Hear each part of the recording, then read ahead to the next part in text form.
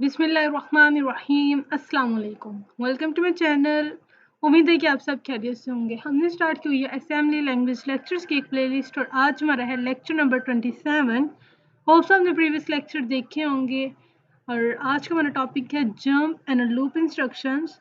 लेकिन इससे पहले आपसे एक छोटी सी request, if you are visiting my channel first time so please don't forget to subscribe, like and also don't forget to press bell button. Bell button press करने से क्या होगा कि आपको मेरी लेटेस्ट नोटिफिकेशंस मिलती रहेंगी। ओके, जंप इंस्ट्रक्शन बेसिकली क्या करती है? The jump instruction causes an unconditional transfer to a destination label identified by a code label that is translated by the assembler into an offset. Jump instruction basically क्या है? ये एक unconditional transfer है to a destination label. हमने loop वगैरह में पढ़ा हुआ है कि जब कोई कंडीशन अक्कर होती है फिर हम आगे पीछे मूव करते हैं, प्री कंडीशन पोस्ट कंडीशन। तो लेकिन यहाँ पे क्या डिफरेंस है? यहाँ पे हम विदाउट कंडीशन ही मूव कर जाते हैं अपने डेस्टिनेशन लेवल पे। और ये किससे आइडेंटिफाई किया जाता है? अपने कोड लेवल के साथ। और कौन इसे आइडेंटिफाई करता है? Assembler. Okay, address of the destination label is placed in EIP register। मैंने आपको बताया था कि जो IP रजिस्टर होता है वो किस लिए यूज होता है कि जो इंस्ट्रक्शन एग्जीक्यूट हो रही है उससे नेक्स्ट इंस्ट्रक्शन जिसने एग्जीक्यूट होना है उसका जो एड्रेस है वो IP रजिस्टर में स्टोर होता है। अब इसका सिंटैक्स क्या है? Jump label name. Label name हम लिखेंगे, ये हमारी चॉइस है, हम जैसे चाहे लिख सकते हैं। एग्जाम्पल के तौर पे देखें, DISP डिस्प हमने लिखा, मूव EAX 100, EAX में हमने 100 मूव किया। कॉल राइट डैश, ये वैल्यू हमने डेसिमल की शो करवाई, लिखी। जंप डिस्प, अभी क्या होगा कि जैसे ये इस इंस्ट्रक्शन के बाद सेकंड इंस्ट्रक्शन के बाद वो जब भी जंप डिस्प पे आएगा वो दोबारा शुरू से मूव कर जाएगा और ये सिलसिला जो है वो इनफिनाइट तक कंटिन्यू रहेगा।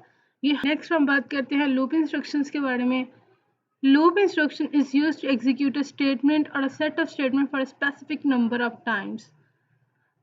Number of iteration value is placed in ECX register before using loop instruction.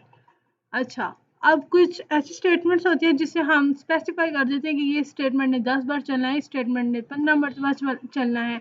जब ये वाला काम होना, जब हमने स्पेसिफिक नंबर ऑफ टाइम्स को कि स्टेटमेंट या सेट ऑफ स्टेटमेंट्स को एग्जीक्यूट करना हो, फिर हम क्या यूज़ करते हैं? लूप इंस्ट्रक्शन को। और लूप इंस्ट्रक्शन में जो ECX रजिस्टर है ना, इसे हम काउंटर रजिस्टर कहते हैं और इसमें हमने जितनी मरतबा अपनी वैल्यू को एग्जीक्यूट करवाना हो, 10 टाइम 12 टाइम, वो हम ECX में रखवा देते हैं। ओके, तो अब इसका सिंटैक्स क्या है? सिंटैक्स इसका ये है, लूप लेबल नेम। लूप लिखेंगे, लेबल नेम लिखेंगे। अब इसकी वर्किंग क्या है? ECS is decremented by 1 automatically when control approaches to loop instruction।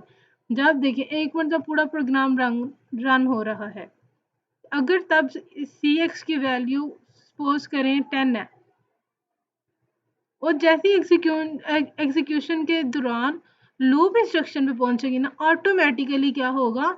ये जो CX रजिस्टर है इसमें से 1 का डिक्रीमेंट हो जाएगा और CX में क्या रह जाएगा? 9। ठीक है, compare the value of ECX with 0। जैसे ही वो लूप इंस्ट्रक्शन पे पहुंचेगा फिर वो क्या करेगा? ECX को कंपेयर करेगा 0 के साथ। If the value of ECX is not equal to 0, अगर तो ECX की वैल्यू 0 के इक्वल नहीं है, then control is transferred to a destination label and iteration is performed again।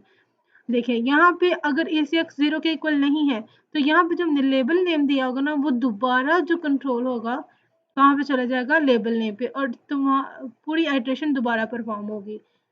और जब ECX जो है वो 0 के इक्वल हो जाएगा तो लूप टर्मिनेट हो जाएगी और कंट्रोल जो है ना वो लूप इंस्ट्रक्शन की जो वेरी नेक्स्ट स्टेटमेंट होगी उस पर ट्रांसफर कर दिया जाएगा। ओके, अब देखिए यहाँ पे हमारे पास एक एग्जांपल है, to display all the odd numbers from 1 to 99। अब 1 to 99 के दरमियान में 50 ऑड नंबर्स आते हैं। ठीक है, 50 ऑड होते हैं, 50 इवन होते हैं। सबसे पहले हमने क्या किया? मूव, इसका मतलब हमारी इंस्ट्रक्शन कितनी मरतबा चलनी है? 50 दफ़ा, 50 टाइम, क्योंकि ऑड नंबर्स हमारे पास कितने हैं? 50। तो हमने क्या पढ़ा कि जितनी मरतबा हमारी स्टेटमेंट्स में एग्जीक्यूट होना है उतने टाइम के लिए हम जो 50 है, जो हमारी आइट्रेशन की नंबर है, उसे हम काउंटर रजिस्टर में रखवा देंगे। अब हमने क्या किया? ऑड नंबर कहाँ से स्टार्ट होता है? 1 से स्टार्ट होता है। अब हमने मूव कर दिया ई ए एक्स में 1, ये 32 बिट है, इस वजह से ई ए एक्स में हम 32 बिट लेंगे। अब हमने लेबल नेम यूज़ किया डिस्ट, तो कॉल राइट डेसिमल, अब ये क्या करेगा, राइट डेसिमल, ये 1 को स्क्रीन पे राइट कर देगा।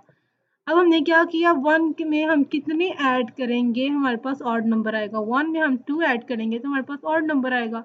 तब हमने क्या किया, पहले हमारा ई एक्स में 1 पड़ा हुआ था, अब हमने ई ए एक्स में ऐड कर दिया 2। पहले ई एक्स में 1 था, अब ऐड किया 2, तो क्या बन गया 3।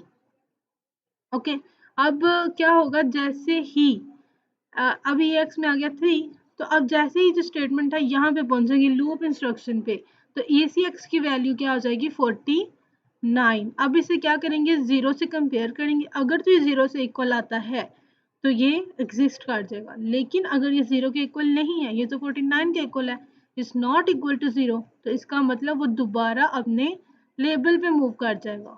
ठीक है, अब ये प्रोसेस कितनी मरतबा एग्जीक्यूट होगा, ये प्रोसेस चलता रहेगा 50 टाइम्स, और जब लास्ट में ई एक्स की वैल्यू 0 हो जाएगी, तो फिर क्या होगा कि जो हमारा कंट्रोल है वो लूप इंस्ट्रक्शन से कहाँ पे आ जाएगा, एग्जिस्ट पे, मेन एंड पे, एंड मेन, इस तरह हमारा प्रोग्राम हो जाएगा एंड।